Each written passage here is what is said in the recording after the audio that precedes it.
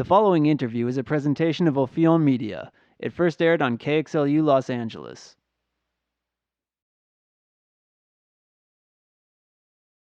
My guest today is Adam Rudolph, a composer, percussionist, and multi-instrumentalist who leads several groups, including the Go Organic Orchestra, the Hu Vibrational, and Adam Rudolph's Moving Pictures.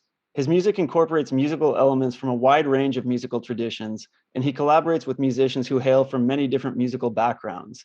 He has a deep interest in human creativity and in the connections between musical philosophies and broader philosophies of life. He's played alongside and mentored countless incredible musicians, and he runs 2 record labels, Meta Records, through which he releases many of his own recordings, and Meta Dash, through which he releases music by some of his close collaborators. Adam Rudolph, it's a tremendous honor to have you on the program today. Thank you so much for making yourself available. Oh, thank you. My pleasure to be here. I want to start by just asking you about creativity and the creative act.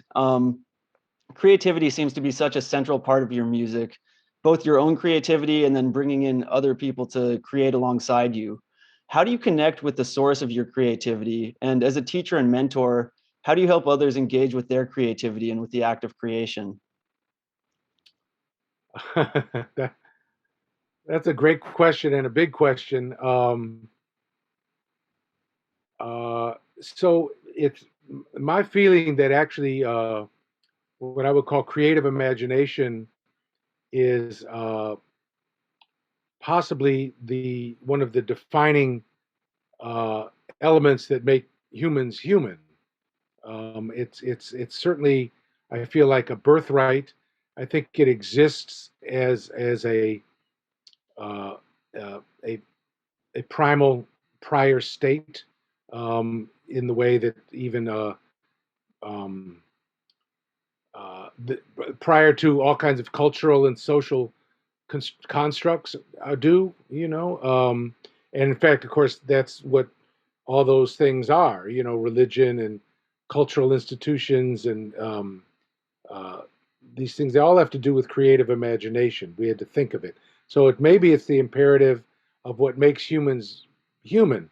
In other words, consciousness itself, human consciousness. We don't know what the consciousness is of other things, of a bird or even a rock, But we have some idea of what human consciousness is. So how do we know that? We know it, first of all, through our own experience of mind, of observing the construct of our experiences through the senses, but also through experiencing our own thoughts and feelings.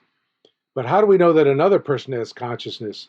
That's where creative expression comes in. So to me, what we call creativity, or what we call the arts, is actually the impulse of consciousness needing to know itself, the imperative of consciousness desiring to know itself in another, in through the sharing of thoughts and feelings and emotions and ideas through, what we call music, what we call visual arts, all of these things. Um, does that make sense? Oh, absolutely. Yeah, no, If that's I'm not, if I'm not, if it's not, feel free to ask me to clarify things if it's not, Yeah. no, I'm with you. I'm with you. I'm going to kind of bounce back and forth between asking more concrete questions about music and then more abstract questions, sort of philosophical questions. So, yeah, I hope that's all right. And also, by the way, if I didn't, sorry to interrupt, if I didn't, I know I didn't answer all of the question, so you're welcome to be sure I do. I don't remember all of it, but that was kind of what came to mind as you brought that up. I mean, so so what is the interesting thing is, what is the process of tuning into that in one's own life, whatever you do, whether you're making art or sweeping the floor. What is it? That's what's so fascinating about that. And so yeah. Anyway, go ahead. No, that's a great answer. So to ask a little bit about musical creativity in particular, you've written some really lovely chamber music, including several pieces that I recommend our listeners check out from the album Morphic Resonances. How does your creative process differ when you're working on fully through composed music versus partially composed music versus completely spontaneous compositions? And to tack another question on here, some of your recent recordings involve a lot of studio editing with really lovely results. For example, I'm thinking about the Hu Vibrational album, the Epic Botanical Beat Suite. How does the process of working with and manipulating sounds that you and your collaborators have already recorded compared to the other processes I just mentioned, like through composition, completely spontaneous composition, et cetera? Yeah, man. Well, you did. I'm glad you did your research, and you. They're really. That's also another very thoughtful and to me profound question, actually. So um, that is it requires some thoughtfulness in the answer. The key word that pops out to me in your question is what you mentioned as process. Um, and I'm interested in process as something that. So let me answer that in another way. When you can generate a new creative process, your music can then become prototypical. In other words, process is one of the most profound elements that has a determinant to what the outcome of what the outcome is of what you're going to do. So you mentioned a couple things. So like a few things. So of course, the process when I wrote the music on morphic resonances, those are all traditionally Western notated, through composed. There's very little improvisational elements, none at all in the two string quartets or the percussion pieces, elements in them at all. So that process is interesting. You sit there and you're writing it down and imagining it and hearing it in your head, and then it's played back to you. That's a process. The process I used with the Go Organic Orchestra has a range of using some of those elements, but also using that kind of score, which has what I call matrices, cosmograms, and ostinatos of circularity, combined with my conducting aspect that has a range of what we call aleatory and predetermined aspects that's always in motion, but definitely has a spontaneous element to it. And then, yeah, you described another uh, process, which is what we call in the studio post production. I was just talking before you this with a good friend of mine, Mark Nassif, and we were just talking about how amazing it is, when we were kids, to imagine that you could like be in your home studio and working with Pro Tools and like do all of these things.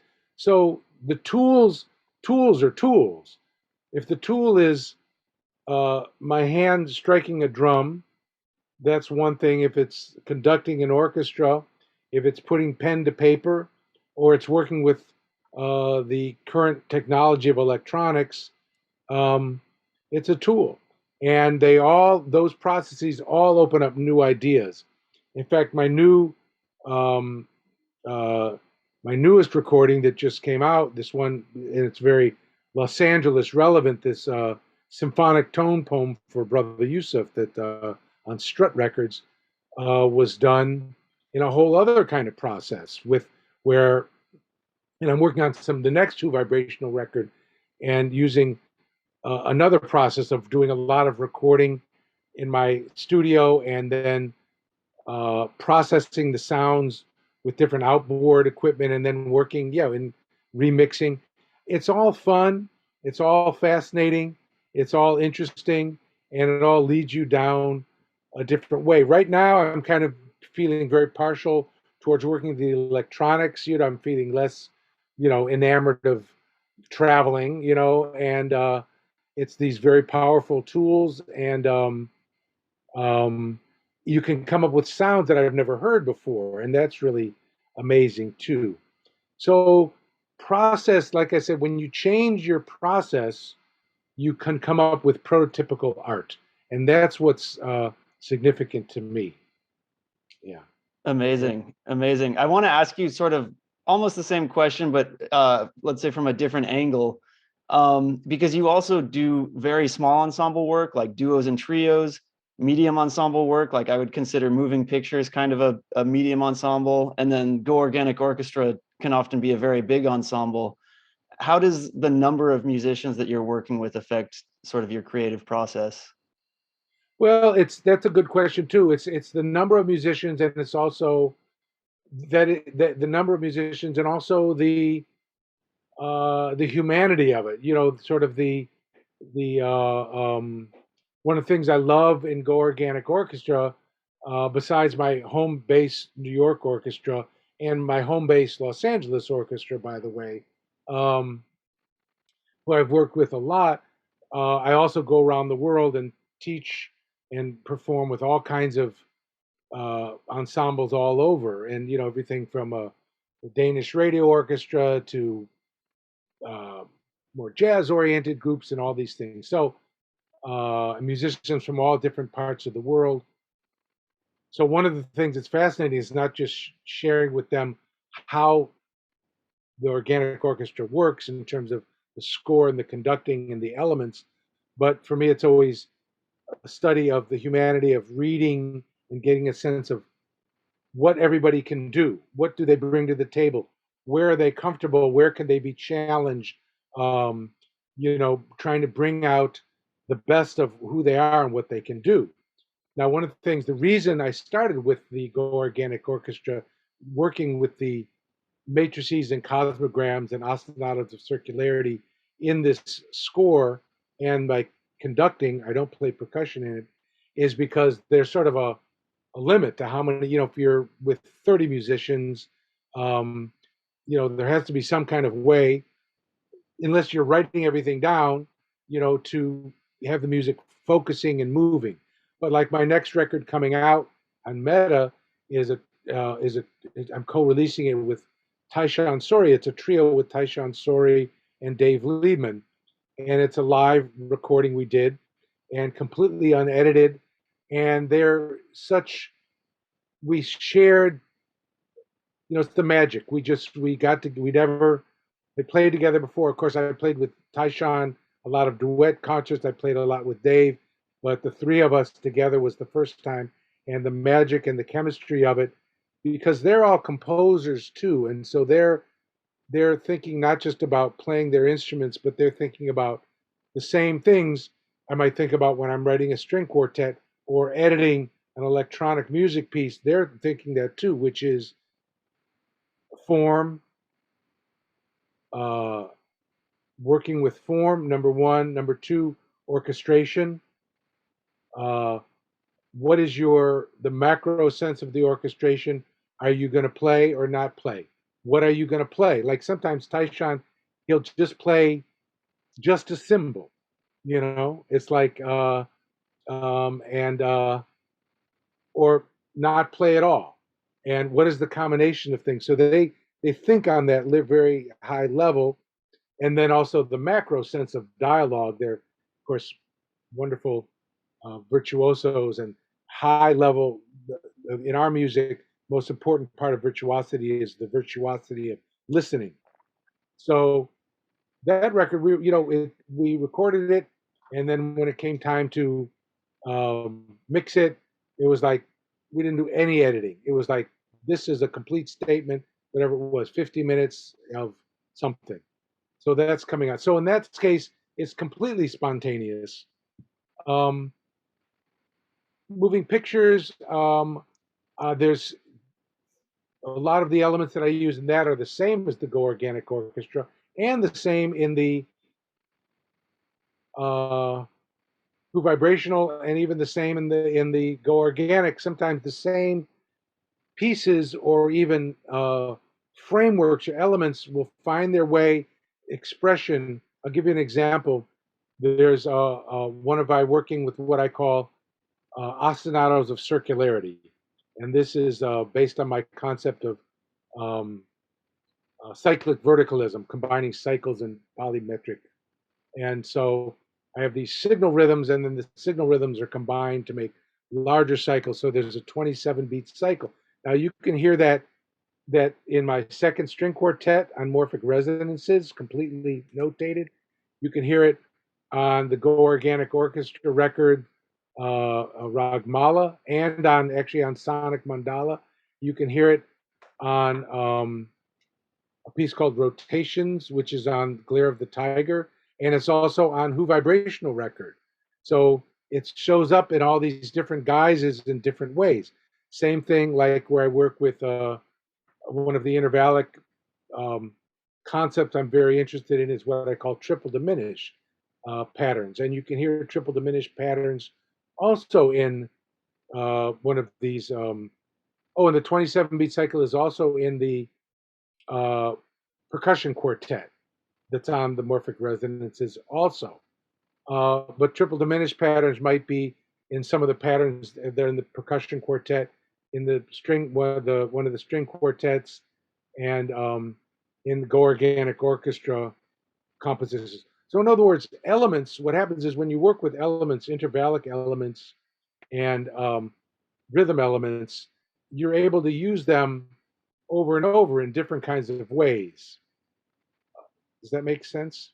Absolutely. Yeah, no, that's a very rich answer. And I want to pick up on something that you said there. I mean, you just kind of said it in passing, but I want to ask you to expand on it. The importance of musicians not just playing but listening. Can you expand on that? Yeah, I mean, listening is first. Listening is primary. Um, if even if even in your reading, you still have to be listening. But the more aleatory, the more open the music becomes, the more you taking responsibility for what you're generating, the more important listening becomes. And the more you can hear, which means sort of depth of hearing and detail of hearing. I'll give you an example. When I was living in Venice, California, I made a record with Harris Eisenstadt and Sam Rivers, the great Sam Rivers. I think we recorded it on his 80th birthday. Wow. And it was phenomenal to hear him because we didn't rehearse, we just played. And you can hear, he could hear what I was playing in the overtones of my drums. I play hand drums, which is all about manipulating overtones and motion and energies and things. But he could hear, I could tell from what he was playing, he could hear all the nuances of the rhythmic ideas I was playing, but also even the overtones of the drums and respond to them. I mean, his depth of hearing was so deep. When you talk about what we call, people use the word improvisation, but I prefer the word spontaneous composition.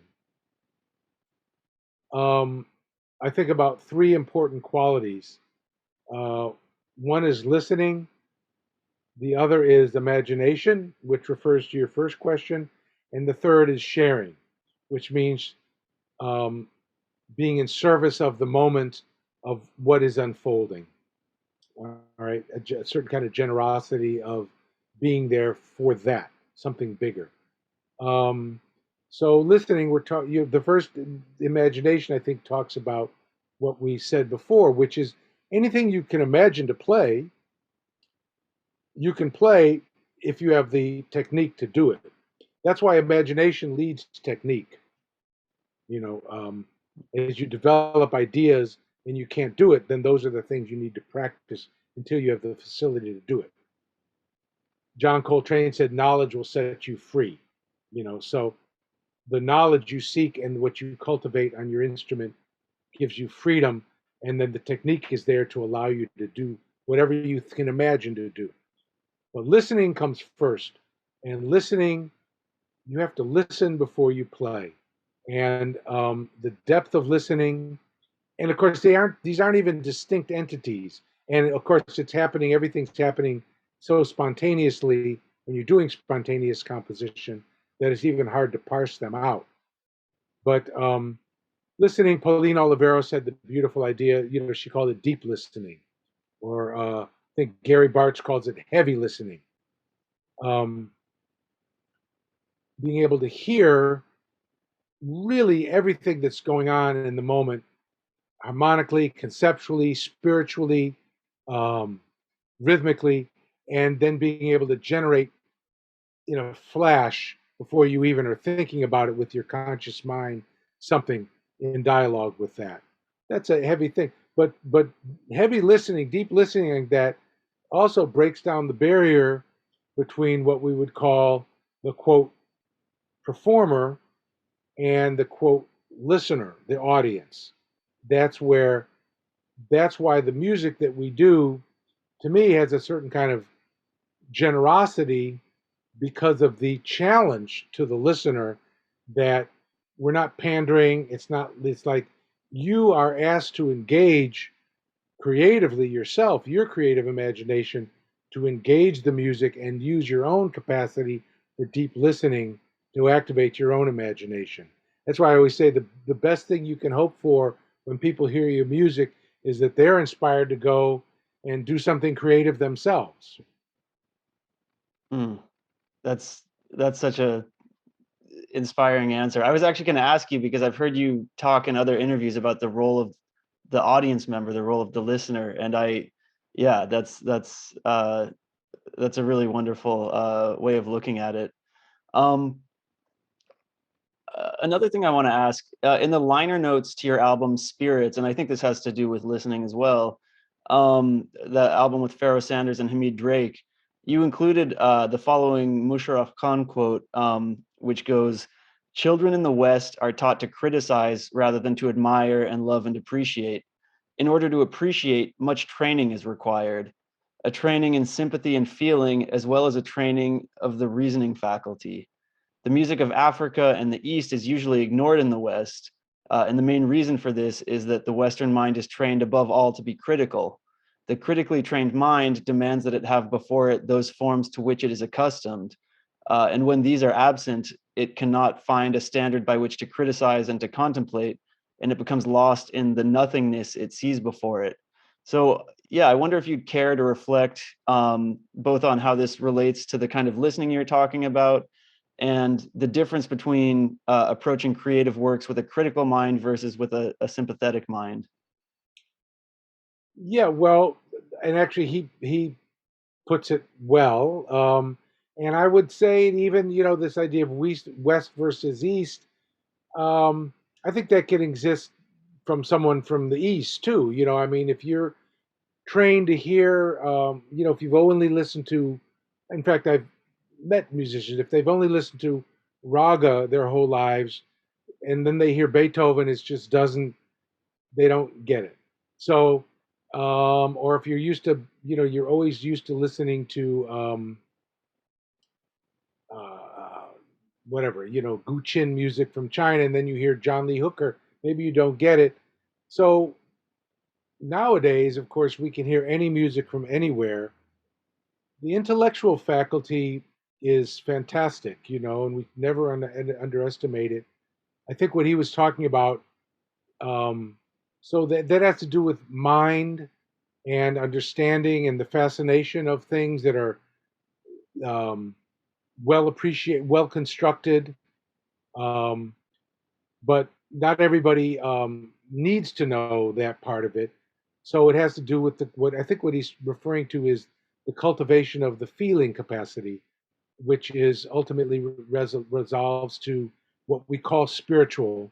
And by spiritual, I'm not talking about religion. And in fact, I'm even sometimes hesitant. I mean, we're all born, well, uh, even what spiritual is kind of a loaded term. I even would go beyond the word spiritual to help have an understanding of it. And I would say the feeling of wonderment or awe, which I think is the core of religious, spiritual, and even aesthetic experience.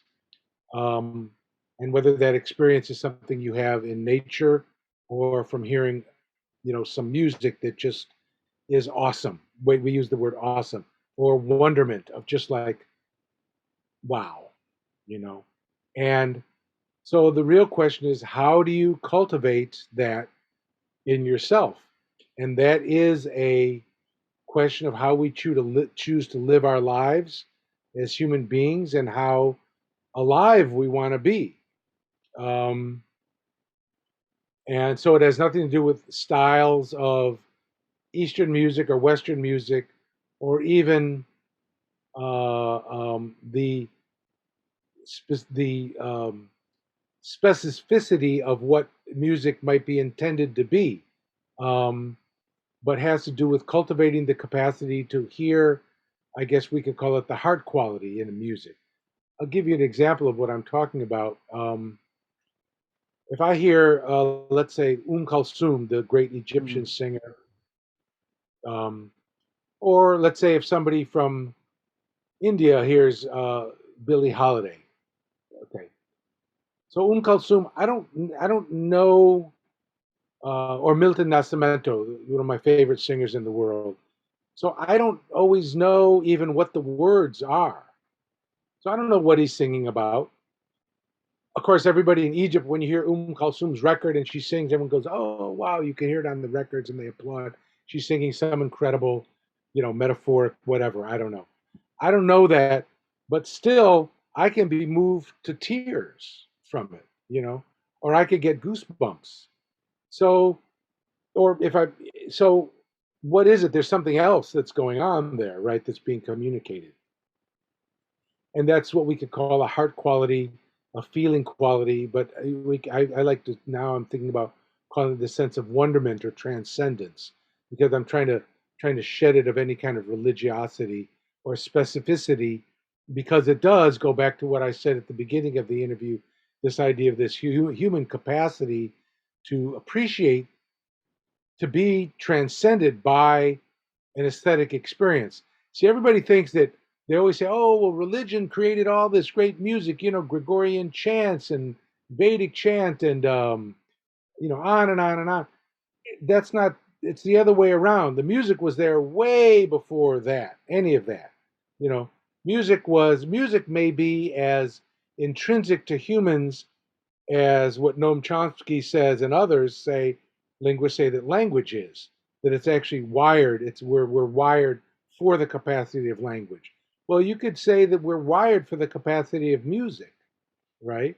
Music king. I mean, I don't mean music in the limited Greek sense of, a concert, a sound, or anything like that, but the capacity to transmit feelings and sense of wonderment or transcendence, or now all these words: sadness, happiness, happy, sad, ugly, beauty, all these things, like Monk says, through vibration, and that it can actually be received by another human being.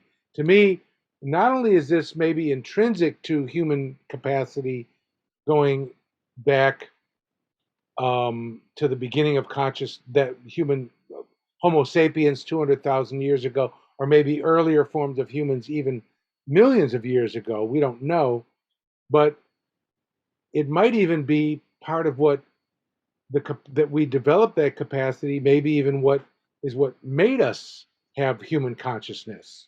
This sense of aesthetic understand, of resonance, I would call it.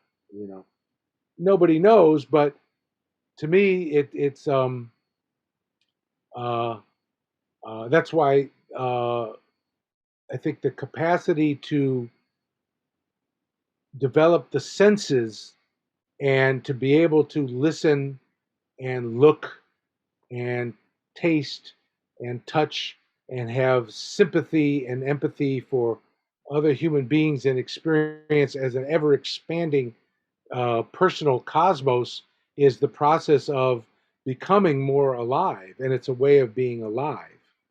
Um, all of these things, whether it's beautiful practices are there, whatever your practice or religion you want to join or have guides and things there.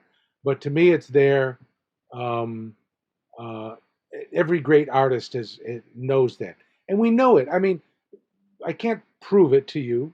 So back to what you were saying before about the mind, I want to come back to that. So there's the intellect, what I was saying earlier. So we can look at John Coltrane and what's amazing about him. You can parse, or Yusef Lateef, my mentor, one of my mentors, or Annette Coleman. You can parse what they did intervallically, and it's academically as advanced as anything you could ever want. You can parse a Beethoven sonata and look at it and look at the beautiful Bach to the design of it, But that's not ultimately what it's about. And what they were able to do in the end is digest those those intellectual capacities and utilize them in the intuitive format, in that format, in the intuitively. And an intuition is one of the most important and overlooked. And I think that quote you mentioned references that, because intuition, uh, yeah, the idea of criticizing, oh, I like this music, I don't like this. He played fast, he played slow, she's good, she's not good. All that stuff has nothing to do with developing the capacity for intuition and empathy and listening. So intuition is interesting because, anyway, that's a whole other. We'll maybe touch on that later. I think I answered the question, right? Yeah. Yeah, no, you answered it very well. And I mean, not to put myself too much in this interview because it's about you, but something that you were saying reminded me of this video that I was watching very recently. Somebody suffered a really serious traumatic brain injury that affected, I guess, what they kind of, at least colloquially, call the language center of the brain.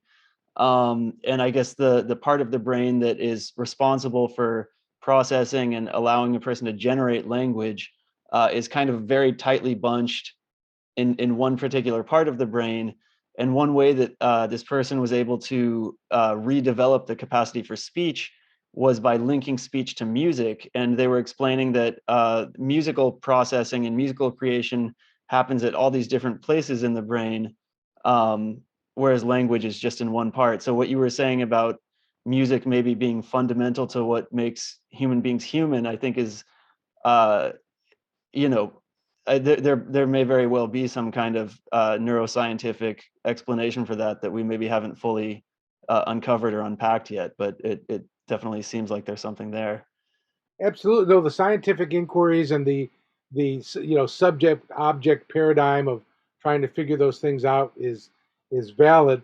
Whether they'll ever be able to figure out, quote, figure out what consciousness it is, who watches the thoughts is another question. They with all of that brain research, nobody really understands that.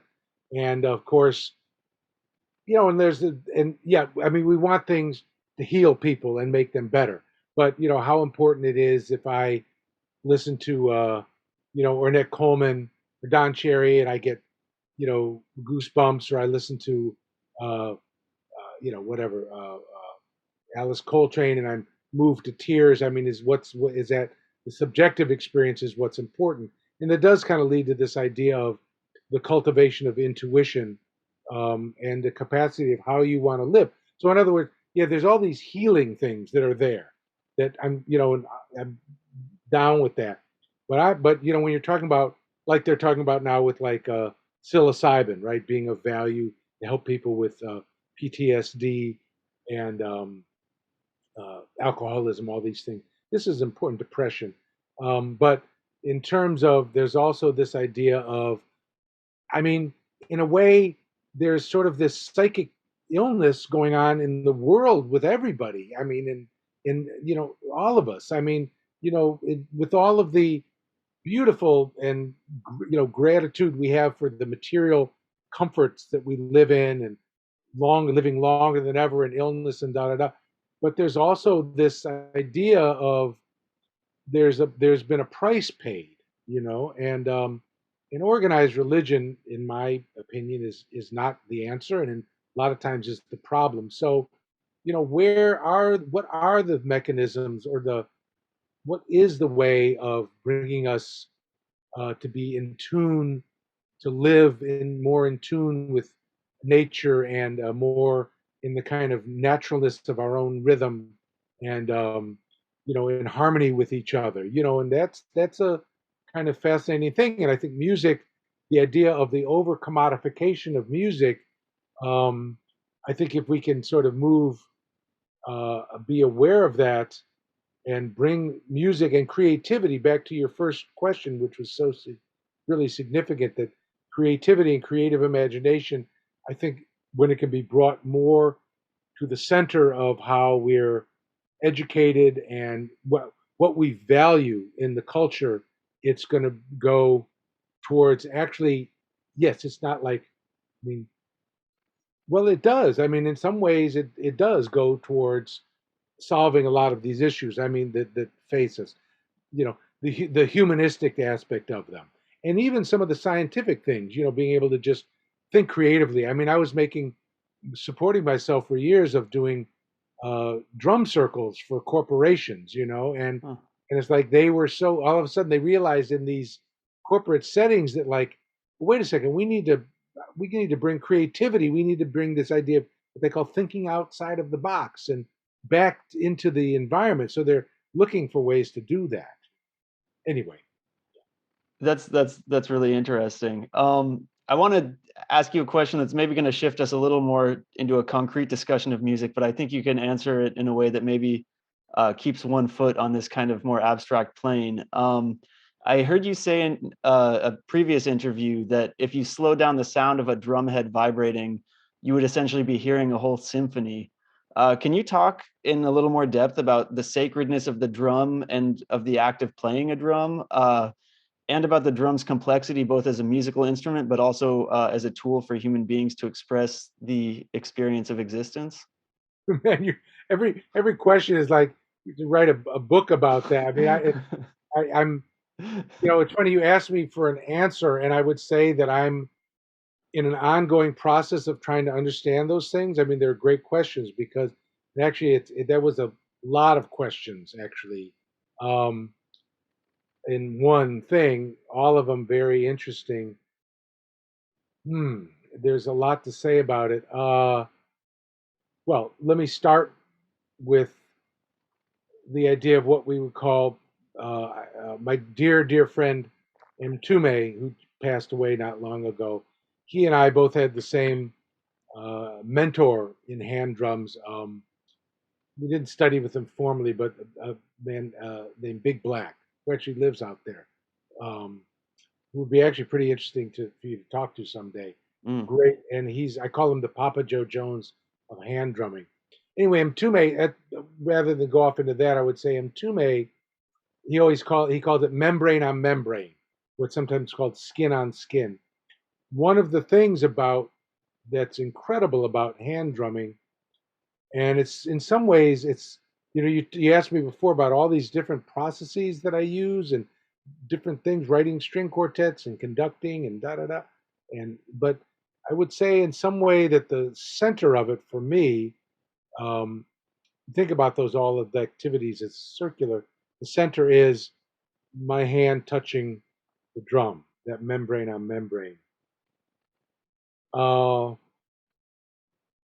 when there's something about when you striking something that vibrates back to you. I cause the skin to vibrate, but then I'm feeling those vibrations.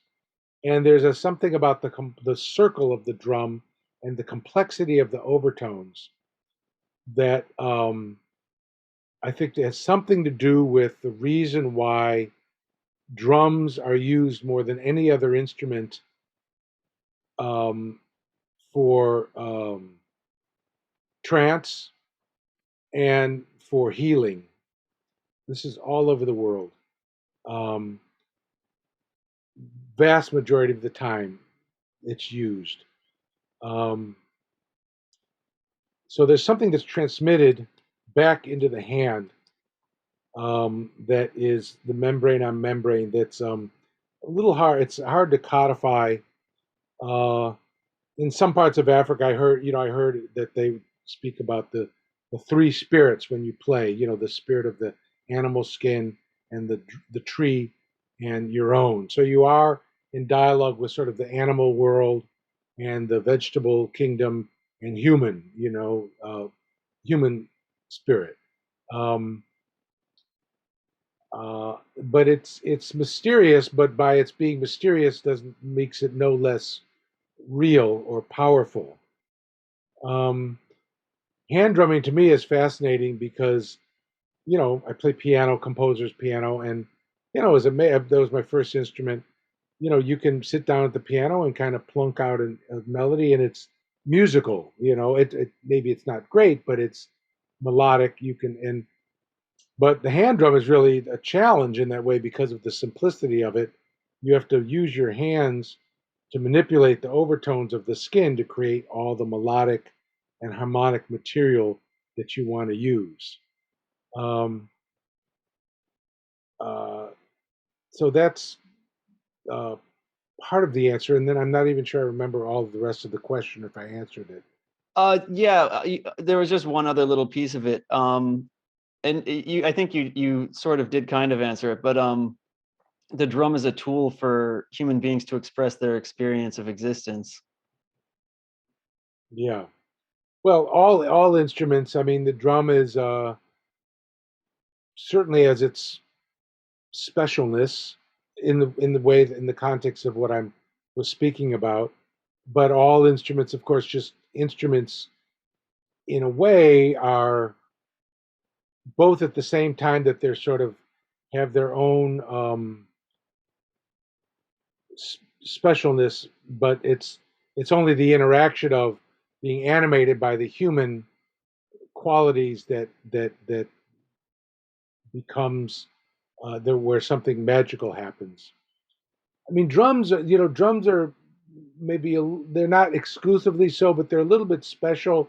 I've been reading and thinking a lot about this idea of music having an invocational aspect and sort of a virtuosic or aesthetic aspect. So the invocational part of it has aesthetic qualities, but it's not the intentionality. So, for example, when I lived in Ghana, I know you're going to ask me about that later, but um, I became very involved in this Tigiri, one of these this religion where they drumming and dancing and singing, all these things was happening, and the purpose of it was to bring down spirits of certain energies that would enter into the people. They would go into trance. So that drumming, that musicking, that the intentionality of it was to invoke something. It wasn't just like to listen to something oh so beautiful, you know.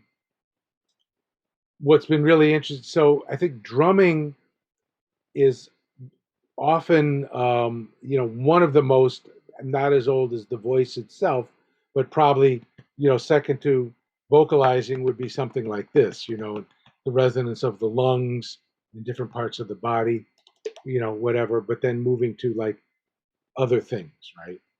Um, so again, very connected to something very essential to the humanness of it.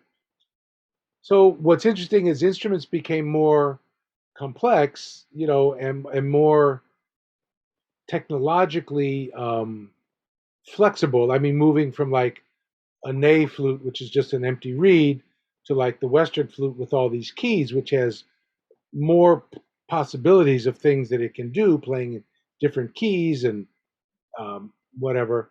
It's like to me, we don't want to. You don't want to lose the invocational aspect of it.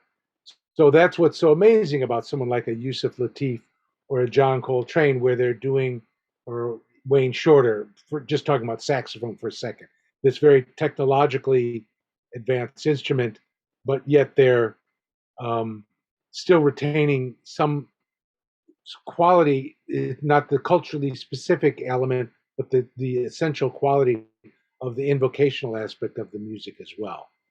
you know.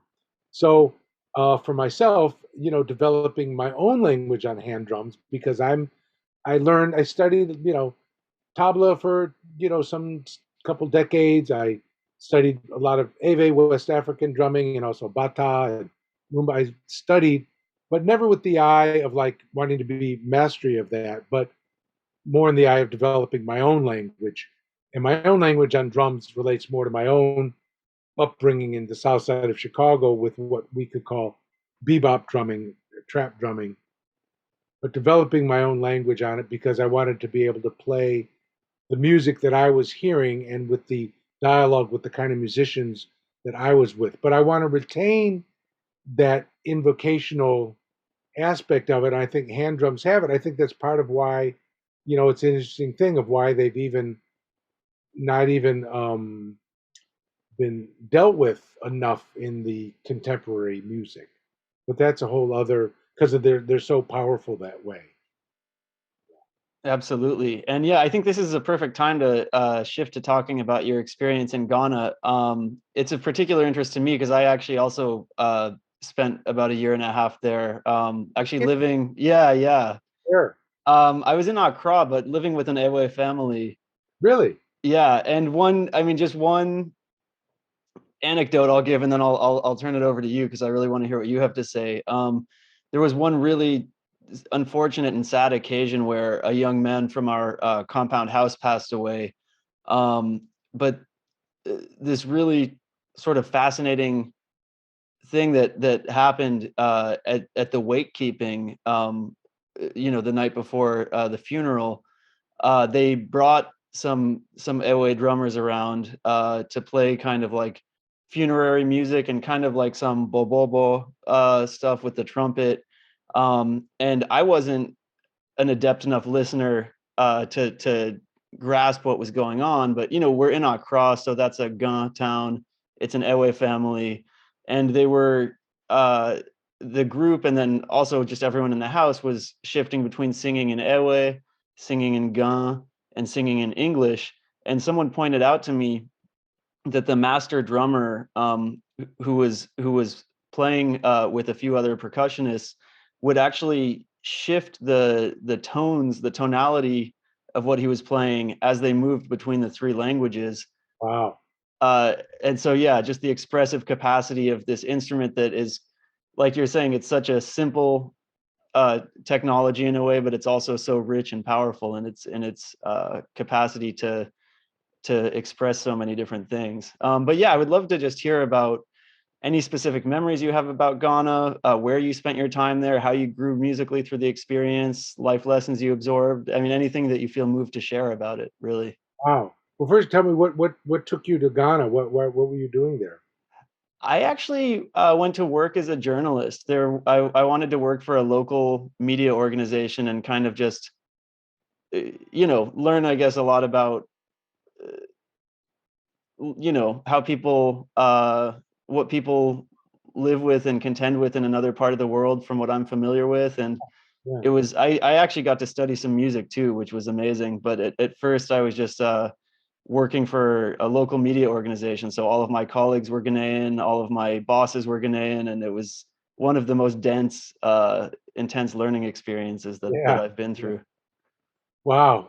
Fascinating. Fantastic. Yeah. Yeah. Yeah. Yeah. Yeah. Well, I would say for me too. I mean, I was pretty. I went in 1977. So,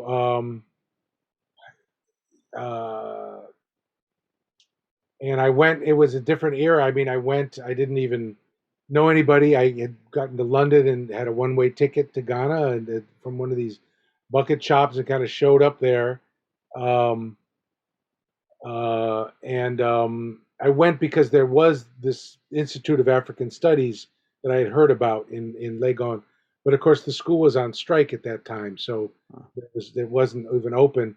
So I never. But it was absolutely life transforming for me, as it is to go and to live in another culture and open yourself up. I mean, I felt like one thing I would say that. Uh, African philosophy is a lived philosophy. So just from living there, you're really, if you're tuned into it, you can find, it's really opens you up to another way of understanding the cosmos and way people interact. And there was always this, I don't know if you had this experience, there's always sort of very profound sense of like, wow, I can see more than ever how human beings are the same everywhere. And then at the very same time saying, wow, I can really see how really different we things are from one culture to another. Absolutely. And that strong, and then also for me, where I grew up in Chicago on the South Side was uh, it was an interesting neighborhood. Hyde Park was sort of half African American. The South Side of Chicago was mostly African American, but around the University of Chicago where I lived, it was really 50-50. So I'd really grown up.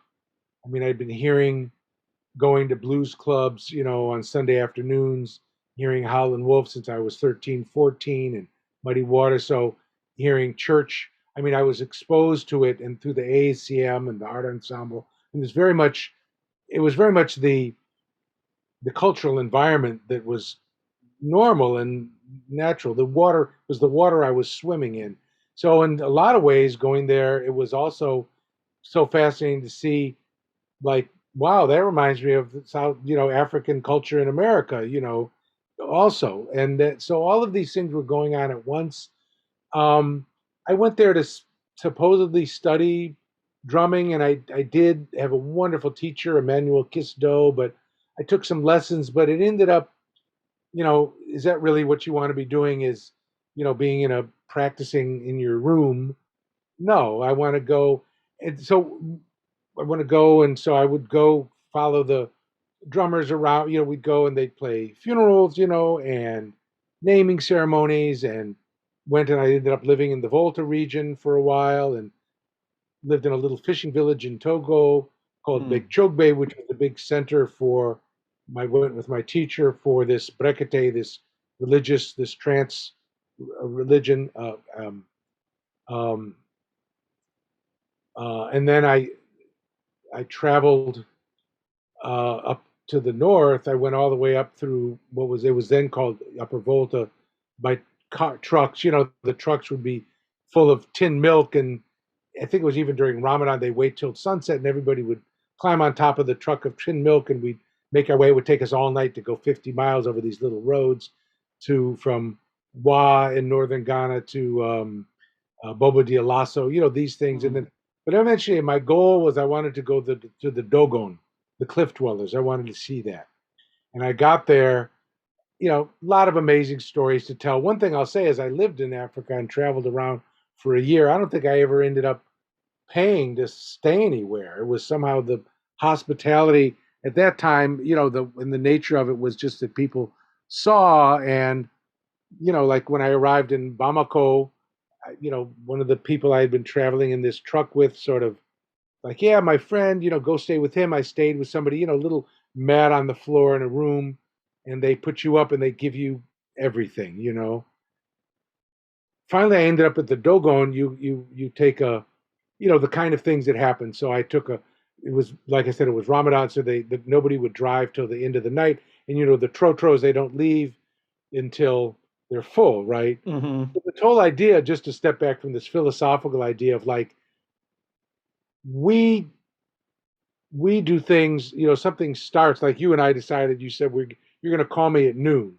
So the time defines the event, but the event defines the time. When I would go twice a week to these rekete, the tigri, it didn't start, it wasn't like 4 o'clock. It started when it started, told you what time it was. Do you know what I mean?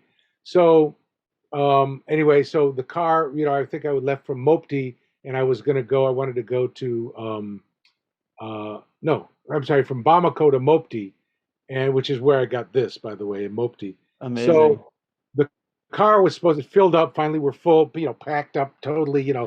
4 people in the front seat. We're careening through the Malian countryside in the middle of the night in this 1-lane road, and anyway, and we got to Segu, and the guy's like, "All right, everybody out." And I said, "Well, I thought we're going to Mopti." And he's, I don't know, whatever. My French isn't that great. It's like, everybody out. We're in Segu now, and I'm like, okay, it's 3 a.m. and I'm in Segu.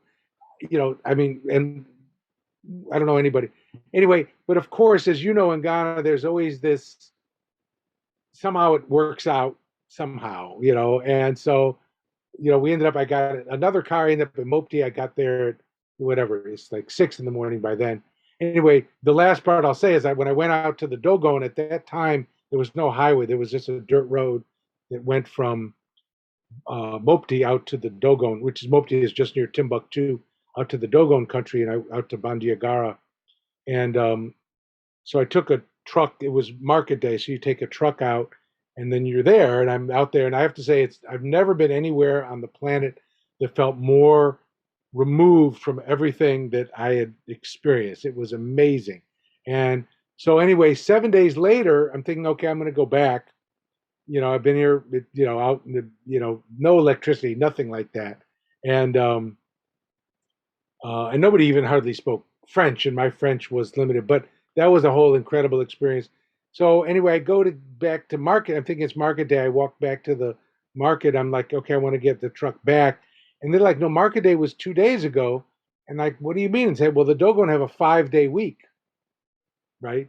Huh. So live and learn, right? So anyway, so eventually I got back. That was a great experience.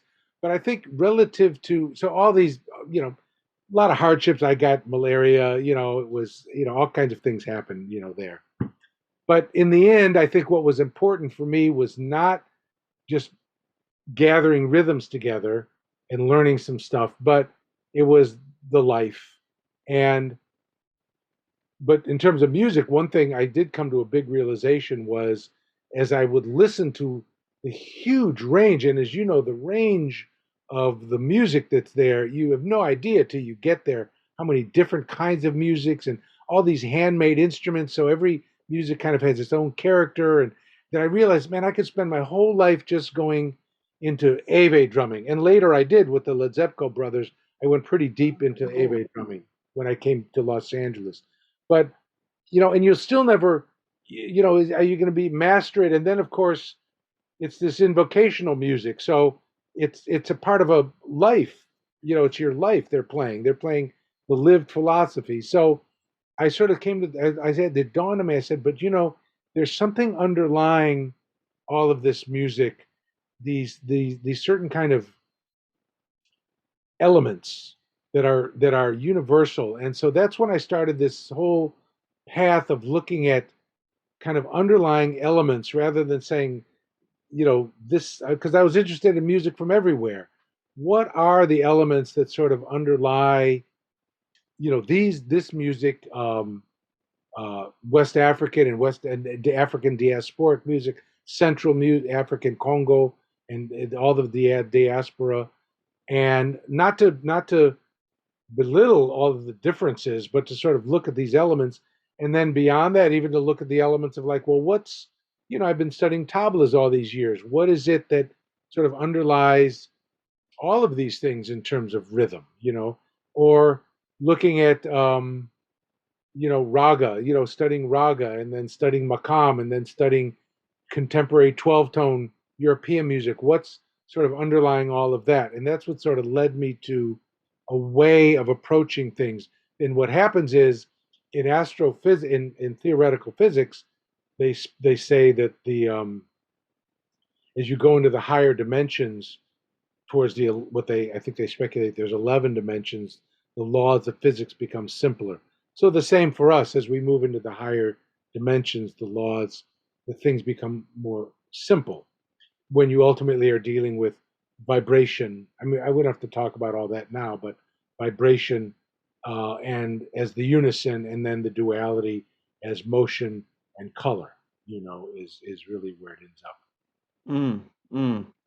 I think this is a great place for me to ask you, because you talked before about, or you just mentioned kind of in passing at the beginning of this interview, your concept of, I think, what you call cyclic verticalism. And I think that has to do with sort of creating this syncretic form that draws on, uh, uh, African musical sensibilities, Indian musical sensibilities. And I mean, from my own kind of idiosyncratic perspective, when I listen to your music, it's like there are all these different sonic pathways that your ear can kind of travel along simultaneously as a listener, but they always kind of converge, or there's always some common. I mean, it does feel like one piece of music, but it simultaneously feels like there's different things going on at once, and you can kind of like track all of them. I wonder if you can just talk about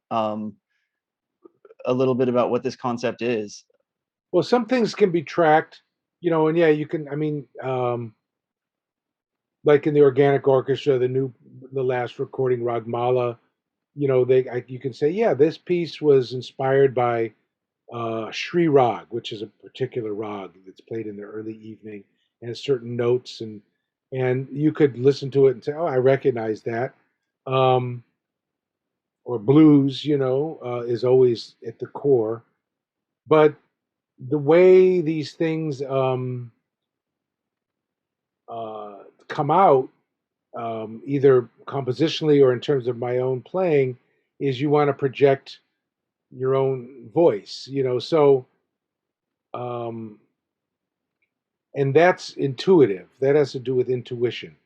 So yeah, I mean, if you listen to, Coltrane did this piece, India, so you can say, yeah, well, I can see why India, him and Elvin Jones are playing these big, 16 and 32 bar and 64 beat cycles orbiting around. I can see where that relates to the idea of Tala, or they're dealing, my favorite things, dealing with modal music. That's obviously, he had been listening to Bismillah Khan.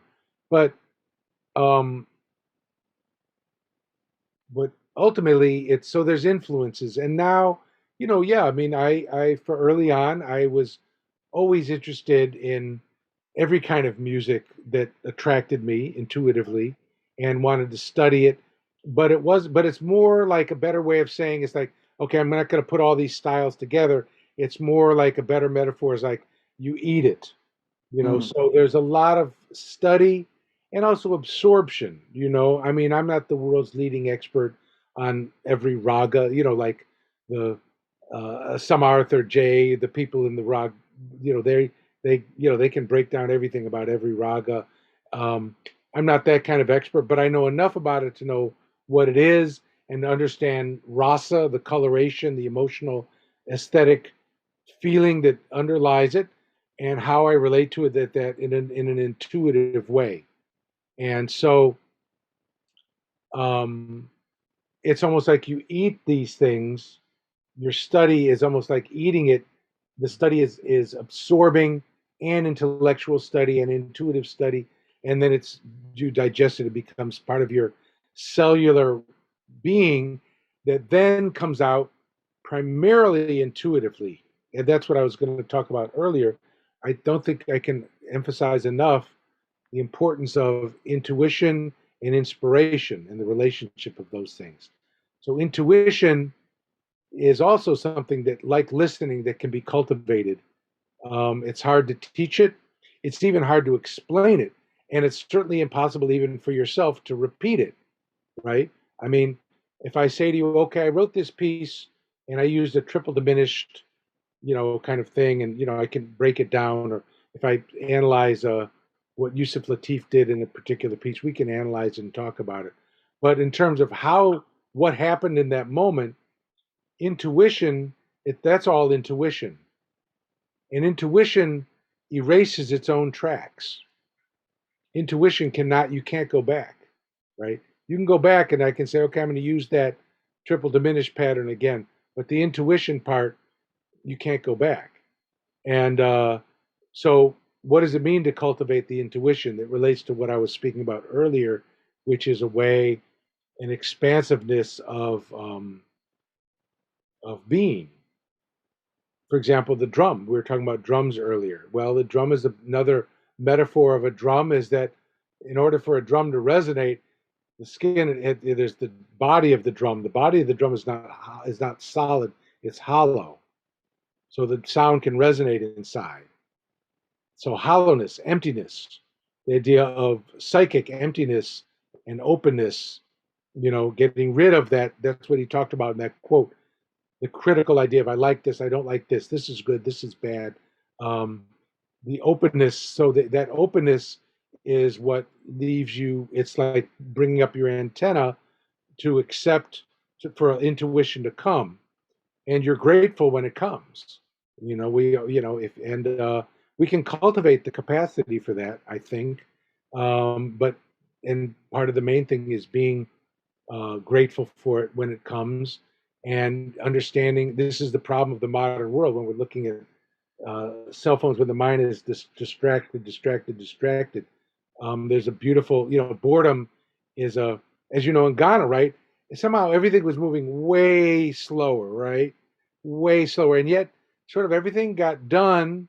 And then there's the openness for like this serendipity of things to happen, right? That not that endlessly hurry, worry, but that openness and relates to what different practices of meditation or for me, it's like a lot of it is the practice of Tai Chi Chuan, or even just playing my drums and not even expecting anything, so that openness. So intuition is important because inspiration is the key, and that spark, where it comes from, people say, oh, thank God. I mean, you can, if you want to do that, but the fact is nobody really knows where it comes from. Or you can say, oh, this synapse in that brain, you can try and figure that out. That's not even or if it comes from, if you want to say Jesus or whatever you want to think it is, that's not even the important question. The important question is, how do I, are my antenna up for me to receive that inspiration? I mean, Sun Ra says, God, for him it was beamed down from Saturn. Whatever you want to say, it's cool. And whatever's going to help you cultivate that for you. Yusef Lateef, the cover of this, I'll show you the cover of this new record. I just got in the mail yesterday. I'm not trying to hawk anything, but this record on Strut, right, that just came out. So the picture, Nancy Jackson, my wife, made the cover. So that's Yusef Lateef waving at the leaves. And Yusef used to say, he'd always say to me and other people, he'd say, Brother Adam, have you noticed the leaves waving at you? And I'd say, yeah. He said, well, it's okay to wave back. That's actually a fairly profound, I don't know if it's a koan exactly, but there's something really deep in that comment. And by the way, while I'm talking about things, this also just came in from the printers yesterday. This book is my new book. I mean, it's going to be on Bandcamp, available pretty soon. But this is a lot of the ideas that actually I'm talking to you about now, with musical matrices and cosmograms, but also a lot of these philosophical essays. Like wait, I keep turning to so these different, what I was talking about with the intervallic systems, right? Matrices, but also there's more different kinds of matrices, and then these ostinatos of circularity, my rhythm concept you were just asking me about, cyclic verticalism. These are all in here. And then in the end, then these cosmograms, which is what I use, different ways of understanding and working with intervals. There's no Western notation in here at all, but it's all, so this is going to be for, I think, musicians and non-musicians. I mean, here, I was just talking about intuition. So I didn't quote the essay, but I've been thinking about these things. And then there's all these different intervallic, like I was just talking about triple diminished. Um, here's a triple diminished cosmogram, a couple of different kinds. These are materials I actually use with my either through composed work or with the organic orchestra too. So I finally, this is, what do they say, years in the making. I've been not constantly, but whenever I, just having a thought, I write them down. So there's all these, it's about 21 or 27 little philosophical essays, and then the matrices that I've been developing over the years with the organic orchestra and the cosmograms, and then more, and the rhythm. So I just put it all together over years and years and years. And my friend Sylvain Leroux, he did the layout for me. We worked together for the last year or so, and I got nice quotes on the back from Henry Threadgill and Leo Smith and Dave Liebman and Daniel Dawson. And so it's not even, and I'm only showing it off because I got them in the mail. I mean, not in the mail. I picked them up literally yesterday at the printer. So I'm kind of excited about it. So it's 120 pages, and it's going to be, out there to share with whoever. I mean, I don't even know who, is going to want it, but it's there anyway. That's so cool. I want to make a contribution to culture, so there it is. That's so awesome. Wow, man. It's also funny. I mean, I feel like you keep taking the questions out of my mouth. Like, I was literally going to ask you about that Yusef Lateef quote. I was literally going to ask you about intervallic music making. So it's funny. I feel like we're really kind of. I could give you, with a contextualization of the intervallic. I mean, what's in this book and working with intervals, I would want to say, talking about Yusef, who was such an important mentor and inspiration to me. And people, of course, you don't know about Yusef Lateef and you're watching this, find out, as they say. So Yusuf used to say, when you get rid of one thing, you should replace it with something else. In fact, I think I used that quote. Is that the quote I put in the book? I think I have a quote from him. Yeah, it says, when you get rid of one thing, you have to replace it with something else. Yusef Lateef. So what he said was that he, Ornette Coleman, Eric Dolphy, and I'm naming just a few of the known ones, known names. Ornette Coleman, uh, Eric Dolphy, Yusef Lateef, John Coltrane, Cecil Taylor, later people like Henry Threadgill, Wadada Leo Smith, many people, when they stopped working with chord changes, the secondary dominance and turn back patterns, and even blueses as a form, um, they you have to replace it with something else. And what they started looking at, um, all of those musicians, was ways of working with intervals and systems of that. And Coltrane and Yusef and Eric Dolphy were very close. They exchanged a lot of ideas. Um, so um, that's been an important study for me, that I was really introduced to, with my mentors Charles Moore or Don Cherry, who introduced me to Ornette Coleman's what he called harmonic way. And Ornette, I used to go by Ornette's place, and he could spend all day. And Kenny Westwood, who played in my group, worked with him for 11 years. Ornette could never run out of ideas of working with intervals and transpositions, and it just goes on and on and on, even though there's only 6 intervals, um, in Western notation. So Yusuf and I would talk on the phone, near the later, started out, every couple months, and then last 10 years we talked 2 or 3 times a week, every week. And a lot of it was like, he'd say, Brother Adam, if you go down a half step and up a minor third, up a major third, and then down a half step. I mean, he never ran out of ideas like Ornette. I mean, these incredible minds. So this book, The Sonic Elements, is sort of my contribution to that. It's not another dogma like Western music notation is supposed to be a dogma, but since I've been moving away from the Western notation for reasons that I explain here, which allow for more the idea of cosmograms, which by the way relates to Congo culture and African culture too, or mandalas, even what the universal idea of mandalas as different kinds of symbols that are portals to multidimensional thinking. That's what I was trying to do here. So, for example, like here, this is what I call a double intervallic combinatoric. So when you're practicing this or studying this, you can move through it in all kinds of different ways. It doesn't have to be left to right, like Western notation, or like when I'm working with my here's a 9-tone matrix that I learned from Yusuf, actually. Well, the scale, and then I made the matrix. He showed me this 9-tone pattern, right? So here's Yusuf Lateef's, right? So there's the row, and then I show how you can do different things with it.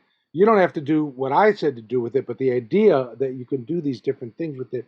So for a musician, like with the organic orchestra, you don't have to go left to right. You can go right to left. You can go down. You can go all kinds of different ways. And so there's a lot of ways for you to find your own melodic ideas. And it's very different than graphic notation, which usually kind of gives you an idea of what kind of shape to play. I mean, a rock and roll guitarist or a classical violinist could all be playing these same matrices with their own phraseology.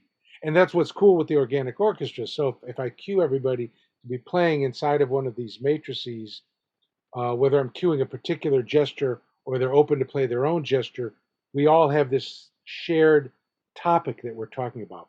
But anyway, this is a resource book. It's not a book you read beginning to end. I'm hoping it becomes a reference book for a lot of musicians who just and a source of inspiration.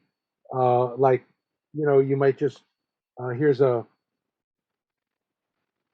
here's another triple diminished galaxy, I call it, right? So, you might be fooling around with this for 5 hours or maybe 5 minutes, and it takes you off into your own. It's a springboard for your own thing. That's what it's for, you know. Um, so we'll see what happens. I haven't even trying to figure out how to even put it out there so everybody who might want to know about it will know about it. I'm trying to have to figure that out. It's like the I always say you shoot the arrow and pull the bull. You shoot the arrow and paint the bullseye around it. So shooting this book out there, and then I have to figure out how is it going to resonate in the world. That's such a lovely project and contribution, I think, because yeah, I mean, for me at least, when I listen to your music, I can hear that there's stuff going on there, and for you to put this, yeah, like you call it, a springboard out there so that other people can work with these ideas. That's a really nice way to just contribute to other people's music making practices. Well, I'm not. Um, Listen, if I hadn't, sorry to interrupt you, but it's important for me to say we all stand on the shoulders of somebody. I mean, that's roots. So my mentors, Malawi Nerudin, Fred Anderson, Big Black, Charles Moore from Detroit, Kenny Cox, and then Don Cherry, Yusef Lateef, and others. These are a few. Um, they turned me out. That was it. So hey, I'm in my middle 60s. I need to, I have to share this. Now there's all these schools, but the schools, it's limited. I mean, what I got from them was not even so much about information, but it was a transmission more than just So in fact, that was why I started the Go Organic Orchestra in the first place in 1999. Was for a vehicle. Yes, one for my idea of wanted to find a way to have a large ensemble of musicians from any kind of background and in a spontaneous orchestra. But even more important was there was more and more younger musicians or musicians who were like, they wanted to learn. Man, I was so lucky. I'd been with Yusef Lateef and Don Cherry and learned all this stuff. So what would be a vehicle now to pass that along? That period in the past of where you would play in somebody's band, Coltrane playing in Miles's band and Miles playing in Charlie Parker's band and Charlie Parker playing in Jay McShann's band and so on. That's kind of a different era, or you have to be very lucky to be in a band like that works so much. So this was my idea of a vehicle in Los Angeles at the Electric Lodge was where we used to be in residence. And you haven't asked me so much about, I lived in Los Angeles from 79 to 2005. So it was a very important part of my life, and KXLU, Bonnie Barnett, right? yep. Bonnie's a big fan too. Yeah, I was on her. Is she still on the radio? I don't know. I A was on bit, her show. yeah. I was, and KXLU and the whole, KPFK. I mean, and there was so much development and important things happened for me while living there. So just to touch on that, the idea of mentoring. And by the way, I didn't even mention my tablet, the Koblenz Alpha, the Zepco, and studying, Bata from, oh man, his name, heaven help me. And then my tabla teacher, Pandit Tarannath Rao, and whatever. Those were all LA experiences. Mhm. Yeah, well, that takes me to another question I was going to ask you.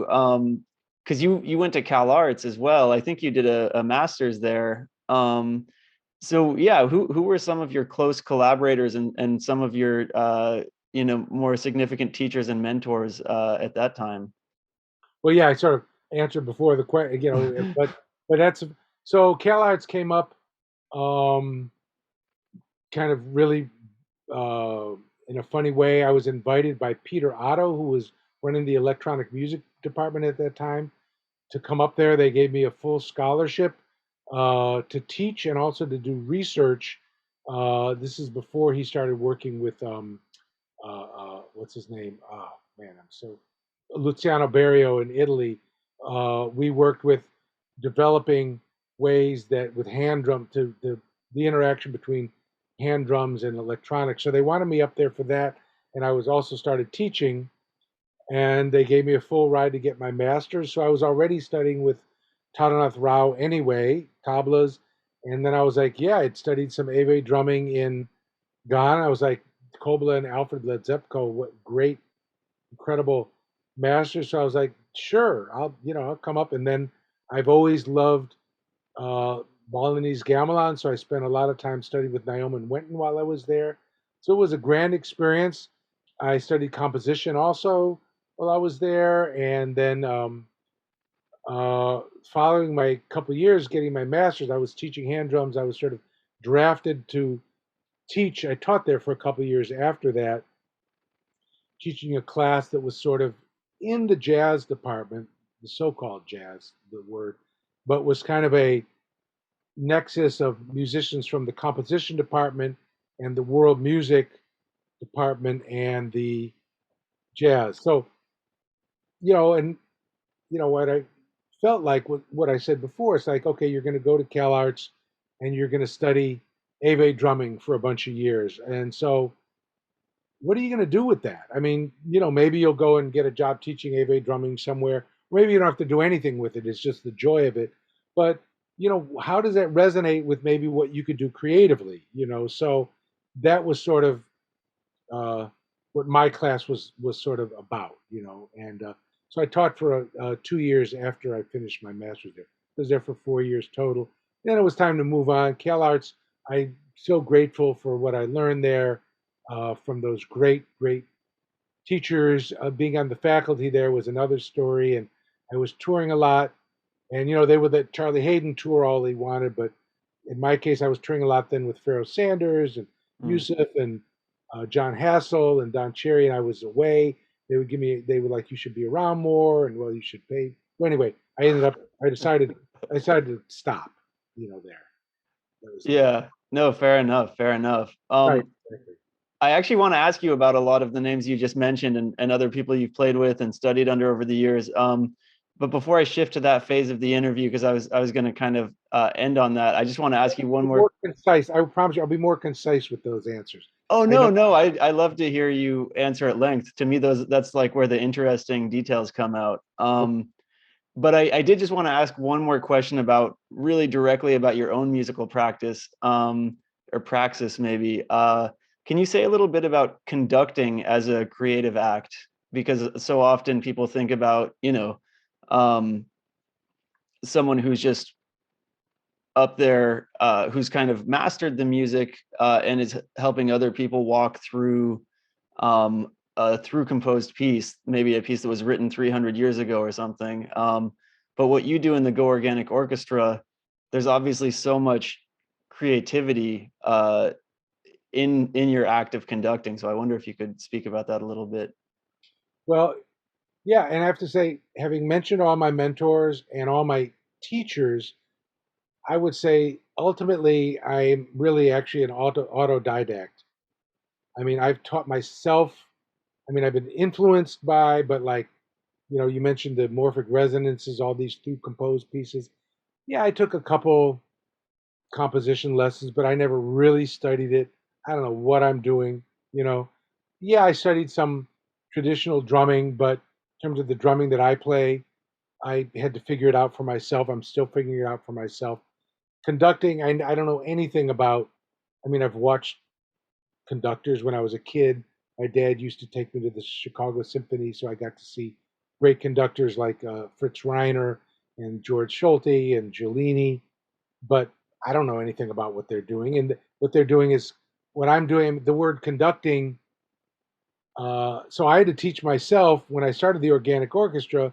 It was all from trial and error and scratch. And so I kind of had this idea of like, okay, louder, softer, higher, lower, short, long, and it's gotten a little more sophisticated than that. But I have 10 the matrices and cosmograms. There's 10 cues because I got 10 fingers, so I can direct people to them. Play the top line across, play the left hand column down. play any line across, any line backwards. Very simple, but when you start to combine them with everything, the music can become extremely complex very quickly. So I just figured it out from a totally intuitive way. So yeah, I'm creating the music. It's different than conducting a pre-composed piece. It's what I call spontaneous conducting, because when I stand up there, I don't know what's going to happen. I remember early on with the organic orchestra, the very first concert we did in '99, and I think we did a series at the Electric Lodge of a week or something, and I conducted. I was like, man, that was so cool what we did. I'm going to do that tomorrow. Never going to work. Not going to work. Leave that aside. Be in the moment. It's the practice of listening again. So when you say conducting, when I think about conducting, how I do conducting with Go Organic Orchestra, it's more related to the idea of what's an electrical conductor that conducts electricity, than leading the way. Much more about listening and receiving. And like with my drumming, that moment of going from listening to imagination. So if I conduct, I'll give you an example. So I'll say, you know, number three, this across, and I'll conduct somebody to play something. So unlike my drumming, where I can really be pretty specific of, I strike the drum this way, I know what's coming back at me. There, I got a general idea of what's coming, but there's always the surprise and the serendipity of what's coming back to me from the musicians I'm listening to, and especially when they're playing spontaneously. So maybe I have a general idea we're going to go here, but then I hear that and like, no, we got to go here, And so uh, I'm constantly responding to what I'm hearing and and then also trying to use my imagination. So I'm almost dialoguing with the orchestra in a way that I might be dialoguing with Tyshawn and Dave when I'm playing, but here it's happening with the whole orchestra. But it's much less. It's much more letting go of it, because, and more an exciting way too, because like I said, I never know quite what's coming back uh, um, to me. So it's like that electrical conducting is just receiving again, receiving the intuition, and man, sometimes it goes, and it takes a certain amount of courage to be, because it works better. I'm like composing, but it's in front of the audience. So you know, it's sometimes that everything like boom, and sometimes not. Of course, the better I get at it, and the more I do it, the more it's maybe likely to come together, you know. But then you always have to sabotage yourself too. You don't want to be in that comfort zone either. Um, it's hard too, because I play my drums every day. Uh, maybe a minute, maybe an hour, but I can't practice spontaneous conducting. I don't sit in front of the mirror. So like I have a big concert coming up at the summer stage uh, for the World Music Institute with the Organic Orchestra and the Ragmala musicians and Hassan Akhmoon and a lot of guests, Dave Liebman and Joel Ross and Brandy Younger, all these wonderful musicians coming.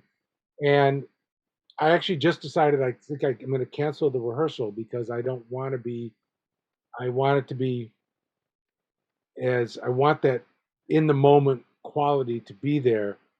But there's a certain risk involved, of being up there in front of everybody, and I can't really practice what I'm going to do. So there's a lot of faith. Courage. I used to talk to Muhal Richard Abrams about that a lot. Courage is a quality of that's involved in the creative world. And I feel like if I'm this is a little bit of an aside, but when you think about the musicians I spoke of earlier, or someone like Rashan Roland Kirk and Don Cherry and Sun Ra, that they not only that they imagined the music, or Yusef Lateef, but they had the courage, or the AACM, they had the courage to do it. Now we look back on it and it feels like it was inevitable because it exists already. Or Coltrane, right? I mean, the great story, Coltrane, A Love Supreme was the #1 downbeat, best-selling, best good-selling record. Everybody loved him. He won all the polls, and everybody goes to the Downbeat Jazz Festival. They used to have it Soldier Field in Chicago in '65 or '66, and everyone's like, "Okay, Coltrane, now let's hear A Love Supreme. That's what we love." And he showed up, I think, with Pharoah Sanders and Archie Shepp, and Wow. Rashid Ali and Elvin Jones, and he was, because that record was a year before. He was into something else, but that took courage, right? I'll tell you another great courage story that I love. Um, Yusef Lateef won the NEA Jazz Masters Awards in, I think it was 2010, and I mean, he didn't use the word jazz, but he accepted the award. Of course, it was a great honor, and and in my opinion, better late than never. He was 90 by then, but fine, So, was it 2010? Anyway, they had always asked the recipients to do something with the Wynton Marsalis big band. They did it at the Rose Theater and he was like, and to play a piece with them, and he was like, "No, that's not what I want to do. What I'm doing, I want to do something what I'm doing now, which was the duet with me." And up to that time, they had never really had an outside artist play. And they were like, okay, I didn't even know. I got a call from them, you come and so Yusuf and I did this performance. It's like 15 minutes of sort of a little miniature version of what we do. But he had brought an electronic music tape that he had made. He put it on CD.